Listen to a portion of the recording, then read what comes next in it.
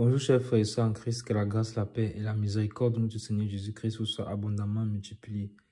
Shalom et bienvenue dans cette nouvelle vidéo de 7 minutes de pain quotidien du 31 juillet 2025. Nous allons poursuivre notre lecture dans le livre de Actes des Apôtres, chapitre 7. Désormais, nous sommes rendus au chapitre 7. Nous allons lire aujourd'hui le verset 1. Et nous sommes rendus au chapitre 7 et en même temps nous sommes rendus à la fin du 7e mois de l'année 2025. Et nous rendons donc gloire au Seigneur. Nous disons merci pour ces clins d'œil qu'il nous accorde. Béni soit le nom du Seigneur. Donc nous allons lire aujourd'hui le verset 1 du chapitre 7 qui en fait est une continuité de ce que nous avions commencé à voir au chapitre 6. Donc, vous vous rappelez que tout est parti du fait qu'il y avait des juifs hellénistes qui s'étaient plaints de ce que la distribution de la nourriture qui était faite par les apôtres était limitée dans la mesure où leurs veuves étaient négligées. Et donc les apôtres s'étant réunis leur ont demandé aux autres disciples de choisir eux-mêmes 7 personnes pleines du Saint-Esprit, remplies de sagesse et ayant un bon témoignage, qui devaient donc se charger de cette tâche-là, car les disciples du Seigneur partageaient tout leur bien, ils se partageaient le bien de sorte qu'il n'y avait pas d'indigents au milieu d'eux. Et c'était les apôtres qui se chargeaient de cette tâche.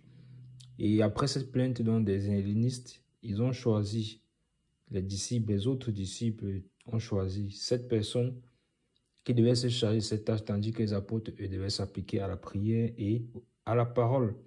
Et parmi les 7 personnes, donc, il y avait Étienne. Étienne, dont la Bible a donné, la parole de Dieu a donné le témoignage selon lequel il était effectivement rempli du Saint-Esprit, c'est-à-dire qu'il remplissait les conditions et les critères qui avaient été imposés par le Saint-Esprit. C'est-à-dire, il avait un bon témoignage, il était rempli du Saint-Esprit, il était rempli de sagesse. Et là, le verset 7 du chapitre 6 nous avait clairement fait savoir qu'il avait œuvré, ce que nous avons pu découvrir, qu'il avait œuvré pour que beaucoup de nouveaux disciples viennent au Seigneur et que même une grande foule de sacrificateurs obéissent à la foi. Et pendant qu'il était dans cette œuvre-là, il y avait donc des personnes qui se sont levées, qui étaient des synagogues des affranchis, des Cyréniens, des Alexandrins. Quelques juifs de Cilicie, d'Asie se sont levés donc pour le confronter.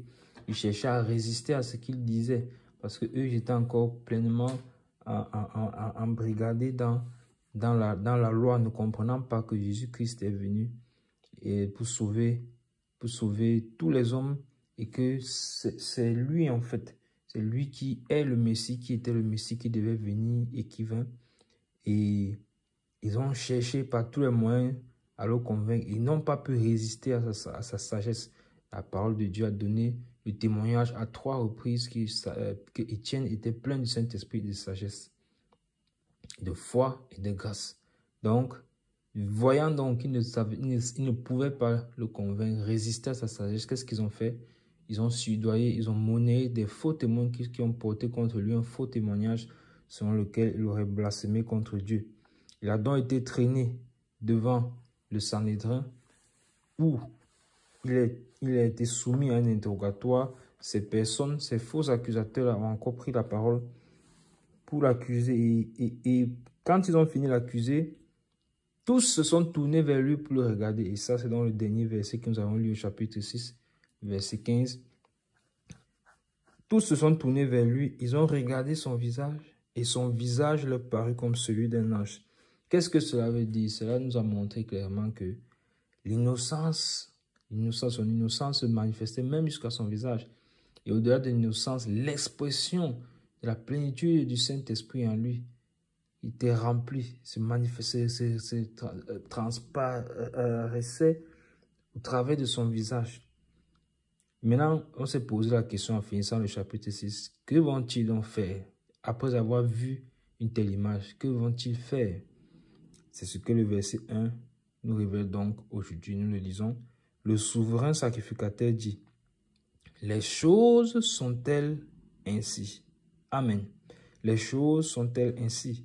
Donc, souvenez-vous qu'il a été porté devant le Sanhédrin Le Sanhédrin est constitué du souverain sacrificateur, comme on vient de le lire au verset 1, chapitre 7, des principaux sacrificateurs, des chefs du temple, des chefs des peuples, et ainsi de suite. Donc, c'était un peu la constitution du Sanhédrin. Et vous voyez donc que celui qui prend la parole, c'est qui? C'est le souverain sacrificateur. C'est-à-dire que celui qui a comme autorité donc, au niveau du Sanhédrin, qui est comme le président du Sanhédrin. Il prend la parce que ça c'était comme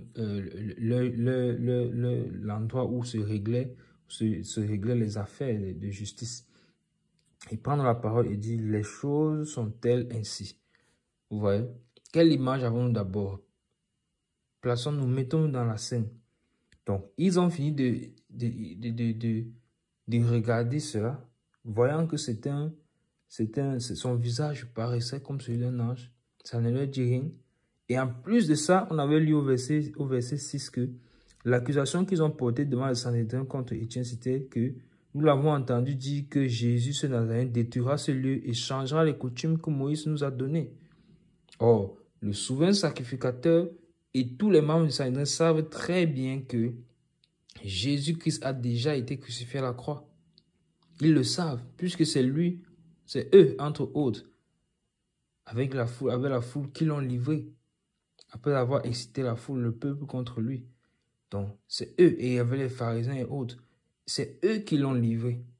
Mais ils demandent à Étienne, les choses sont-elles ainsi? Or, ils savent très bien que Jésus-Christ, ils sont témoins que Jésus-Christ a été crucifié. Et d'ailleurs, même s'ils ne croient pas à sa résurrection, quand Étienne leur a parlé de cela, puisqu'il avait déjà dit cela à ces hommes venant des différentes synagogues là, s'ils ne croient pas à la résurrection, au moins ils savent qu'ils l'ont tué. Mais comment vient-il porter un faux témoignage contre le frère Étienne? Vous voyez? Donc clairement, ils sont dans une entreprise de méchanceté en fait. Regardez la question. Les choses sont-elles ainsi? Ont-ils besoin de poser cette question? Ne savent-ils pas que c'est eux qui ont crucifié le Messie? Ils savent. Mais ils demandent, les choses sont ainsi. Qu'est-ce qu'ils veulent que Étienne réponde? Qu'est-ce que Étienne doit répondre? C'est vous qui l'avez crucifié et vous venez demander maintenant à Étienne qui est en train de rendre témoignage de sa mort et de sa résurrection, si les choses sont ainsi, s'il a vraiment dit s'il va venir, parce qu'on avait vu que c'était le futur. Au verset 14, il parlait du futur. Il va venir détruire. Qu'il va détruire. Qu'il détruira ce lieu. Voilà l'expression, qu'il détruira dans le futur. Or, Jésus a déjà été crucifié. Donc, voilà comment il passe le temps à exciter la foule pour rien. Et replaçons-nous encore dans l'image. Qu'est-ce que nous voyons? Nous voyons que Étienne est seul. Étienne est tout seul. Il est tout seul devant une foule, une multitude. Et c'est pour ça qu'on revoit encore l'image du Seigneur Jésus. Parce que c'est la même manière que le Seigneur a été traîné, parce qu'ils se sont aussi jetés sur lui comme ils se sont jetés sur lui dans le jardin. C'est la même manière qu'il a été traîné. Le Seigneur a été traîné devant le Sanhédrin. Voilà encore Étienne qui est traîné. Toujours sur la base des fausses accusations. Et le Seigneur était seul.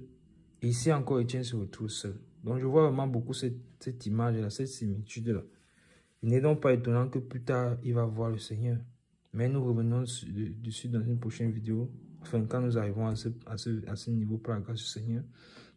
Donc, qu'est-ce que nous voyons? Étienne est tout seul.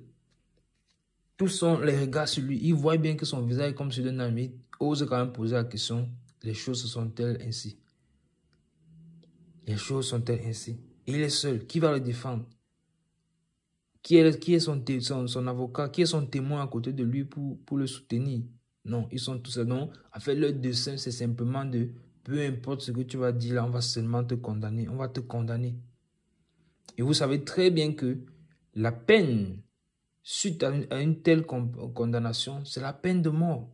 Donc, quand c'est pas un jeu, quand ils sont en train de la mener comme ça, l'accuser faussement, ils savent très bien que l'issue, c'est la mort.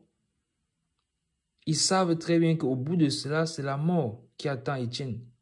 Vous voyez la méchanceté du cœur. Parce que quand on lit ça, on peut se dire, bon, ils ont soulevé les faux témoins, bon, c'est pas grave, machin. Non. en donnant le témoignage, en soulevant ce faux témoignage selon lequel il a blasphémé le blasphème. La punition du blasphème, c'est la mort. Regardez le cœur de l'homme, la méchanceté. Pourtant, lui, il est en train de leur rapporter la vérité. Pourtant, lui, il est en train d'essayer de les tirer, de les amener au Seigneur. Et c'est pour ça que nous, en tant qu'enfants de Dieu, nous ne devons pas nous lasser de dire la vérité, peu importe les persécutions que nous pouvons vivre. Nous devons toujours apporter le Seigneur, même si les hommes en face ne nous comprennent pas. Donc, Étienne est tout seul, mais il n'est pas seul. Amen. Il n'est pas seul. Alléluia. Il n'est pas seul parce que le Saint-Esprit est avec lui. Il n'est pas seul parce que le Saint-Esprit est avec lui. C'est l'avocat. Notre avocat, c'est le Saint-Esprit. Il n'est pas seul. Et jusqu'ici, le Saint-Esprit a été avec lui. Jusqu'ici, le Saint-Esprit a pris la parole au travers de sa bouche pour parler aux hommes. Et on verra donc par la grâce de Dieu dans la prochaine vidéo quelle sera la réponse de Étienne. Nous nous arrêtons là pour juste tout pour les 7 minutes de pain quotidien ce jour. Que la grâce, la paix et la miséricorde de notre Seigneur Jésus-Christ vous soient abondamment multipliées. Shalom.